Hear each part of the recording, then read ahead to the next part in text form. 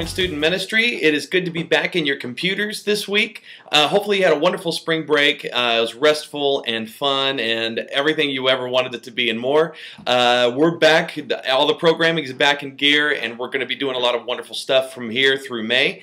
Let me just get you up to speed on the things that are on the immediate horizon here. The first thing is the 28th, which is this coming Sunday. We have Youth Worker Appreciation Day, which is something that we're going to be starting, and it's going to be starting this coming Sunday, and that is your day off. I can't think of a better way to show my appreciation to all the hard work that you do than giving you a day off and letting you just worship without even having to worry about being here or ministering or that sort of thing. It's very important to minister from a full well and fully recharged and ready to go. That's going to be the biggest blessing to your students as well, is knowing that you're ministering from a healthy place. And so take the day off, enjoy it. Just to remind you what we're going to be doing, we're going to be actually celebrating and worshiping together on the 28th at the 9:30 service together as a whole youth group. Then we're going to cruise over here. We're going to make the pilgrimage over here to the Student Center, where we're going to do extended worship and teaching, and then that's going to be the extent of our services on Sunday morning. If you want to be a part of this, here's the deal. You're not allowed to work, but you certainly can show up. You can be a part of our service and just worship God and allow the Word of God to be spoken into your life through my teaching as well. You're definitely allowed to be in the building, but you're not allowed to work because it's your day off. So anyway, that's the deal. Wanted to remind you about that, and I hope it's a real blessing to you. We also have Kite Day this coming Sunday as well, and then after Kite Day, we have our 110 outreach event.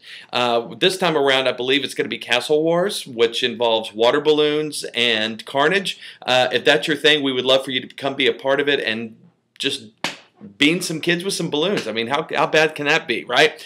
So anyway, that's going to be this coming Sunday. The following Sunday, there's not going to be any youth services either, simply because the Easter Bunny's coming to town, right? We're going to be celebrating our resurrected Lord on the 4th of April, and so there won't be any youth services then. And then the Sunday after that, we'll kick back into gear, but I'll remind you about that. So those are the main things on the calendar.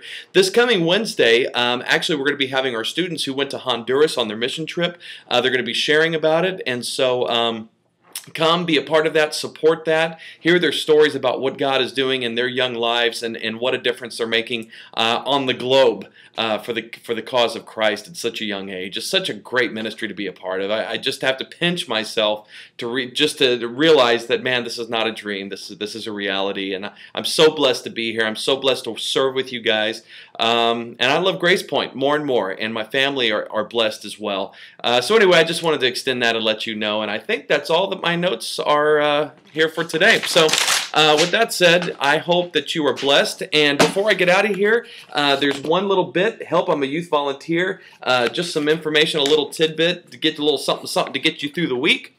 This one is actually seeking to resolve conflict, and I think this is a necessary thing. It says here that Jesus, he was always involved with conflict in some way or the other.